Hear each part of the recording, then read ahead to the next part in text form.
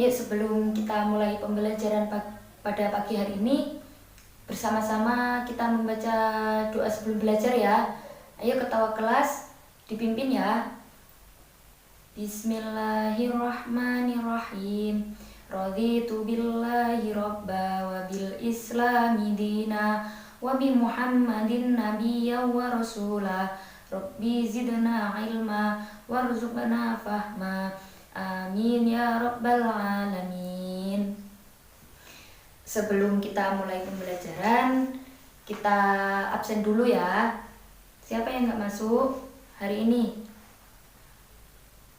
Oh, Arina sakit ya. Siapa lagi? Ada yang izin gak? Oh, gak ada. Arina saja yang sakit ya. Kita mau membahas tentang apa? Ya, kita akan membahas tentang kemunduran umat Islam. Di sini ada subbabnya kan. Ada yang pertama, kita akan membahas dulu tentang kejayaan umat Islam terlebih dahulu ya. Nah, kejayaan umat Islam itu dahulunya itu Istana Alhambra di Spanyol merupakan salah satu apa itu bukti kejayaan Islam. Nah, yang pertama itu Spanyol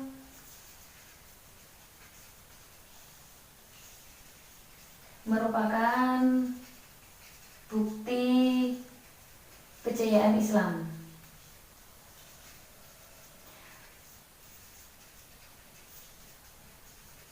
Nah, selanjutnya kejayaan Islam di Spanyol itu tempatnya persis di Andalusia. Nah, di India terdapat Taj Mahal, kemudian menjadi ikon budaya di India. Taj Mahal itu merupakan ikon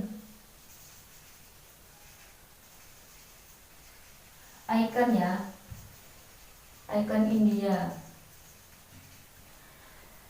Nah, pada zaman dahulu itu ada ilmuwan Islam yang bernama Al-Khawarizmi. Nah, Al-Khawarizmi ini juga mengembangkan ilmu matematika. Selanjutnya tentang kemunduran kerajaan besar. Nah, kemunduran kerajaan besar ini ada dua faktor ya. Yang pertama yaitu faktor internal. Nah, faktor internalnya yang disebabkan oleh apa? Siapa yang tahu? Ayo, angkat tangan ya yang tahu. Faktor internal. Lah, benar. Faktor internalnya yang pertama yaitu perebutan kekuasaan di pusat pemerintah yang terjadi antara penerus Daulah Abbasiyah yang tidak bisa terbendung. Mereka itu masih terbawa emosi dari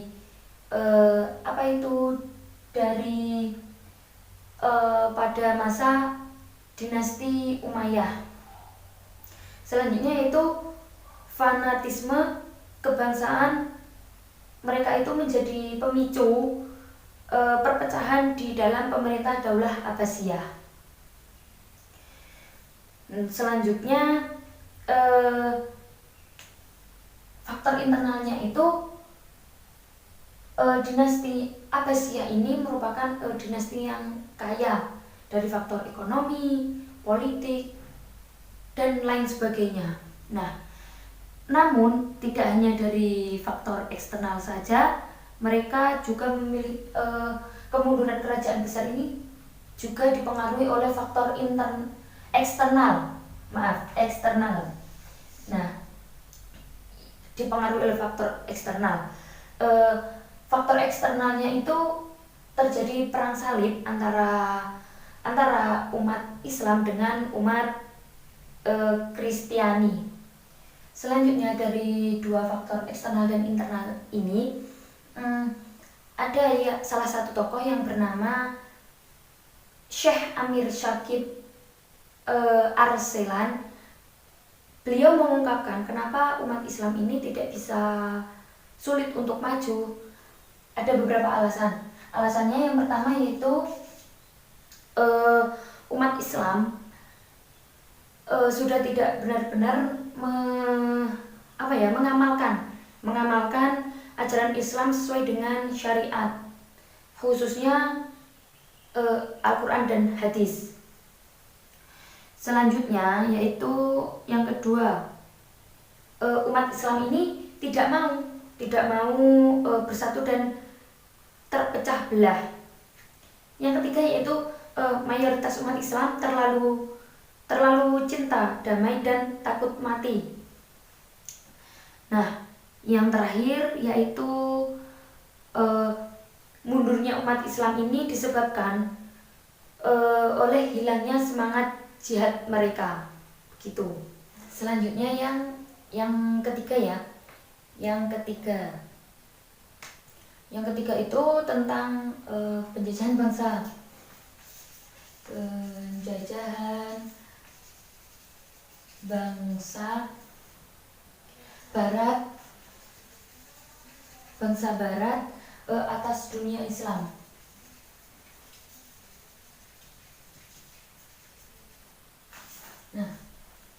Mohon maaf.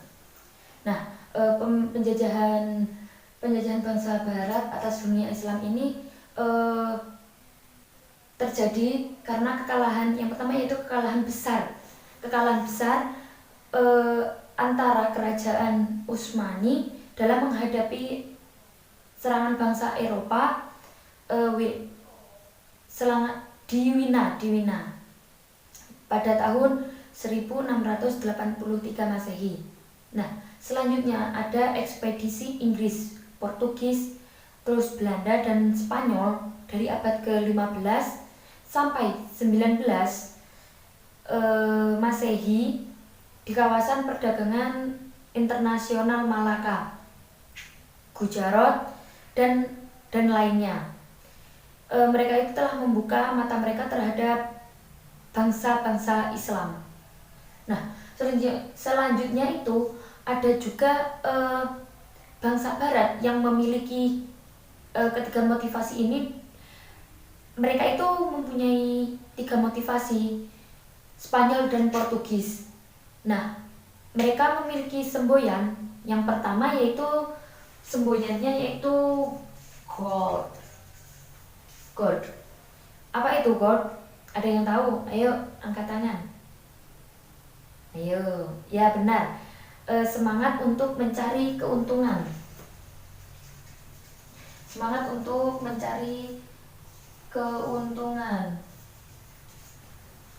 Selanjutnya, semboyan selanjutnya yaitu glory.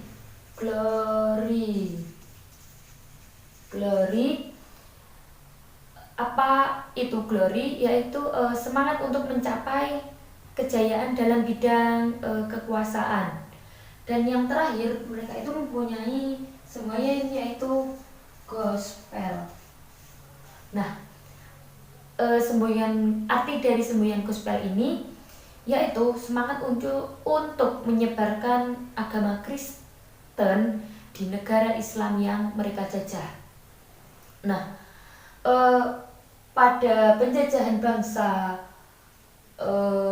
Barat atas dunia Islam, pada saat itu Perancis menduduki Aljazair pada tahun 1830. Nah, mereka menduduki Aljazair pada tahun 1830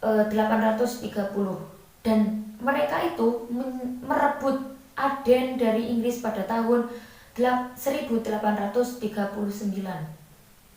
Mereka merebut juga. Selanjutnya yaitu Tunisia ditaklukkan Prancis pada tahun 1881 Masehi. Mesir dijajah oleh Inggris pada tahun 1882 Masehi. Mesir juga dijajah oleh Inggris. Ada juga yang dijajah itu Sudan dijajah oleh Inggris pada tahun 1889. Maroko dijajah oleh Prancis, tapi Maroko ini beda, dijajah oleh Prancis bukan Inggris. pada tahun 1911 Masehi. Libya dijajah oleh Italia pada tahun 1911 Masehi. Nah, sementara itu wilayah Islam di Asia Tengah itu juga tak luput dari penjajahan oleh orang Barat. Contohnya yaitu di wilayah Jazirah Arab. Di wilayah Jazirah Arab ini juga tidak luput dari sasaran penjajahan. Seperti di Suriah dan Lebanon juga pernah dikuasai oleh Prancis pada tahun 1918 Masehi. Sedangkan Palestina dan Yordania juga pernah dikuasai oleh Inggris. Nah, di belahan bumi lainnya Rusia juga pernah. Rusia menjajah wilayah Islam di Asia Tengah seperti Kaukasia pada tahun 1834 sampai 1834 sampai 1859. Samarkanda dan Bukhara dijajah juga pada tahun 1866 sampai 1872, dan Uzbekistan dijajah pada tahun 1873 sampai 1887. Mereka itu merupakan imbas dari perjanjian. Mereka pernah memiliki janji, yaitu perjanjian San Stefano dan perjanjian Berlin antara Rusia dan Turki Utsmani. Gagasan pembaruan yang berorientasi terhadap nasionalisme mendasar bahwa umat Islam itu terdiri dari berbagai bangsa yang hidup di daerah dan lingkungan budaya yang berbeda-beda, sehingga mereka memerlukan usaha pengembangan yang sesuai dan kondisi mereka masing-masing.